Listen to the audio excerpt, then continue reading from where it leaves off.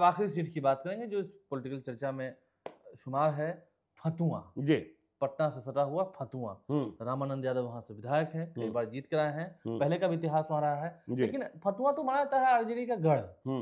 इस बार एनडीए के लिए भी चुनौती होगी।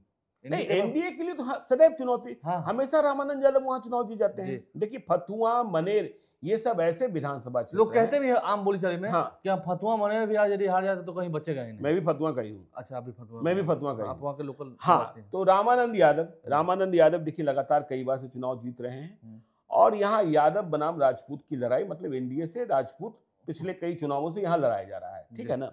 तो रामानंद यादव की उम्र हो गई है, लेकिन रामानंद यादव फिर से लड़ने को तैयार है आरजेडी से, इसमें कहीं कोई इफमत नहीं है। हाँ, लेकिन यदि कोई उम्र सीमा तय कर दी जाए तो रामानंद यादव चाहेंगे कि उनके ही परिवार से कोई चुनाव लड़े, तो आरजेडी का उम्मीदवार यहाँ यादव ही होगा। वैसे इस सीट पर विकासशील इंसान पार्टी ने भी उम्मीदवारी, मतलब दावेदारी जता रखी है। विकासशील इंसान पार्टी के नेता हैं आनंद मधुकर यादव, उनकी पत्नी श्रुति श्री फतुआ की प्रमुख रही हैं, स्थानीय पहचान है, मजबूत पहचान है, तो विकासशील इंसान पार्टी अब इस सीट को हासिल करना चाहती है, तो यह देखने की बात होगी। अब देखिए, तो रामानंद यादव भी, आनंद मधुकर यादव, हाँ, अब टुनटुन गो, मतलब इधर से तो यही है। अब एनडीए में तो कई नेता हैं। अब एनडीए में संकट क्या है कि पिछले कई चुनावों से तो राजपूत हार गए, यादव जीत जाते हैं, तो एक मंथन यह चल रहा है कि क्या यहाँ राजपूत के बदले यादव को लड़ा दें, यादव वर्सेस यादव, और यादव वर्सेस यादव को लड़ाया जाएगा तो मान लीजिएगा प्रशांत किशोर किसी राजपूत को लड़ा देंगे, ये भी तो है। हाँ, प्रशांत किशोर ने अभी हाल के दिनों में फतुआ में एक बड़ी रैली का आयोजन किया, और उस रैली के 2 आयोजक थे, एक राजपूत एक यादव। तो हमने कहा ना, प्रशांत किशोर ने हर जाति के उम्मीदवार को दावेदार को तय कर रखा है। तो मंथन क्या चल रहा है एनडीए में? मंथन बीजेपी, और मतलब इस सीट पर एलजेपी का दावा भी बन रहा है, क्योंकि कभी एलजेपी रामविलास पासवान के जो समधी पुनीत राय हुआ करते थे, अनिल कुमार साधु के पिता, वह विधायक हुआ करते थे। तो पटना का समझिए, पटना में कुल 14 विधानसभा क्षेत्र हैं। 14 विधानसभा क्षेत्रों में से 2 विधानसभा क्षेत्र फुलवारी शरीफ और मसौरी रिजर्व है। हाँ, तो 12 सामान्य विधानसभा क्षेत्र बने। तो 12 सामान्य विधानसभा क्षेत्रों में से एनडीए गठबंधन जो है 5 यादव उम्मीदवारों को लड़ाता है, जिनमें सिर्फ एक जीतते हैं, नंद किशोर यादव पटना साहिब से। और जो महागठबंधन है इन 12 विधानसभा क्षेत्रों में से 6 में यादव लड़ाता है, और 5 पर जीत मिलती है, 5 पर जीत मिलती है। तो ठीक है, तो आपने दानापुर मनेर सब काउंट किया? हाँ, सब काउंट कर लिया, ठीक है ना। समस्या बख्तियारपुर भी हो गया। तो समस्या क्या हो गई है? तो 6 और 5 है, राजपूत 2 लड़ाए जाते हैं एनडीए गठबंधन की ओर से, और इंडिया ब्लॉक की ओर से 1 लड़ाया जाता है। तो राजपूत एनडीए गठबंधन लड़ाता है बार और फतुआ में। तो अब एनडीए गठबंधन के सामने चुनौती यह है कि हम यादव की 1 सीट कम कर सकते हैं, 5 को हम 4 भी कर सकते हैं, क्योंकि पूरे पटना जिला में उसे कहीं ना कहीं से एक कुशवाहा को लड़ाना है। कुशवाहा जाति कैसे बिदकी हुई है समझ ही रहे हैं। राजपूत यदि 2 से हम कम कर देते हैं, 1 कर देते हैं, तो राजपूतों का गुस्सा भड़क सकता है, प्रशांत किशोर राजपूत खड़े कर सकते हैं, तो यह खतरा भी है।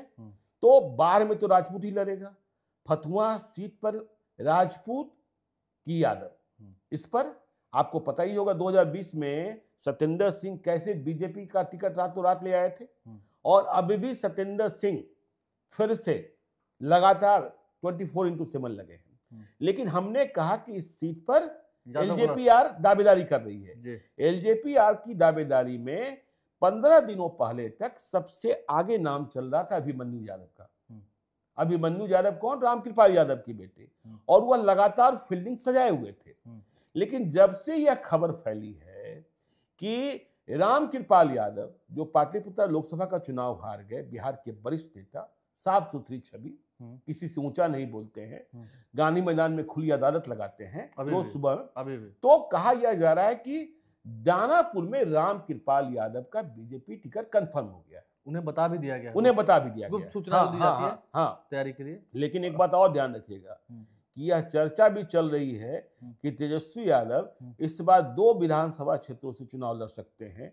पहला राघोपुर होगा, और दूसरा विधानसभा क्षेत्र जो चुना जा रहा है, जो सूची तैयार हुई है, उसमें दानापुर विधानसभा क्षेत्र भी है। रीतलाल यादव जो जीते हुए विधायक हैं वह जेल में हैं, जेल में किस तरीके की परेशानी में हैं, और जेल में रहेंगे तो चुनाव कितना कठिन होगा, जमानत के आसार नहीं दिख रहे हैं। और तेजस्वी यादव यदि दानापुर से लड़ते हैं, शहरी क्षेत्र है, पटना का क्षेत्र है, और कहा भी जा रहा है कि वहां नई आबादी इतनी बस गई है, तो फिर रामकृपाल यादव और तेजस्वी यादव यदि आमने सामने होंगे तो पता नहीं क्या होगा। तो खैर अभिमन्यु यादव आगे चल रहे थे, और मुझे लगता है कि अभिमन्यु यादव पर चिराग पासवान का भरोसा भी था, और चिराग पासवान की ओर से इस बात का सिग्नल भी था कि आप जल्द से जल्द पार्टी ज्वाइन कर लीजिए। दिल्ली में मुलाकात भी हुई थी। देखिए, चिराग पासवान की पार्टी से इतने मंत्रियों के और इतने नेताओं के बेटा चुनाव लड़ना चाह रहे हैं, जैसे अभिमन्यु यादव की चर्चा हमने की, प्रेम कुमार के बेटा की चर्चा होती है कि वह गोविंदपुर से लड़ना चाहते हैं जेपीआर से, मदन सहनी के बेटे की ज्वाइनिंग होते होते रुक गई, दिनेश सिंह की बेटी कोमल सिंह तो लड़ती ही है गायघाट से, लड़ेंगी भी लगता है। हाँ, लड़ेंगी ही। तो अब जब अभिमन्यु यादव का नाम पीछे छूटा है, क्योंकि पिता पुत्र दोनों को शायद टिकट संभव नहीं हो, तो सुभाष यादव मतलब लालू यादव के साले, उनके बेटे रणधीर यादव ने फतुहा में अपनी चाल बढ़ा दी है। सुभाष यादव किसी पहचान के मोहताज है नहीं, तो रणधीर यादव ने अब फील्डिंग सजानी शुरू की है। और 1990 के दौर से भाई लालू यादव के जमाने में साधु और सुभाष की ही चलती थी ना, तो जितने किंतु परंतु वाले लोग हैं सबको तो सुभाष यादव जानते ही जानते हैं, तो फील्डिंग सजानी शुरू की है। तो फतुहा में अब उनकी भी चर्चा चल रही है। अब देखिए फतुहा में क्या कहिएगा, फतुहा का एक व्यक्ति है गोपाल शंकर सिंह, सैदनपुर बरगाया का, सैदनपुर बरगाया, जिधर राजपूतों की आबादी अधिक है, ठीक है ना। तो ये गोपाल शंकर सिंह, इन्होंने अच्छी पढ़ाई की, ये कंपनी के माध्यम से, मल्टीनेशनल कंपनी के माध्यम से अमेरिका पहुंच गए, और 17 साल तक इनके पिताजी राजभाषा विभाग के उपनिदेशक हुआ करते थे, आज भी हैं, और उन्होंने स्कूल खुलवाया है, हॉस्पिटल्स खुलवाए हैं, जमीनें दान दी हैं इनके पिताजी ने। तो गोपाल शंकर सिंह जब छुट्टियां मनाने बिहार आते, फतुहा आते, अपने गांव आते, तो उनको लगता कि बड़ी बदहाली है, बड़ी बदहाली है।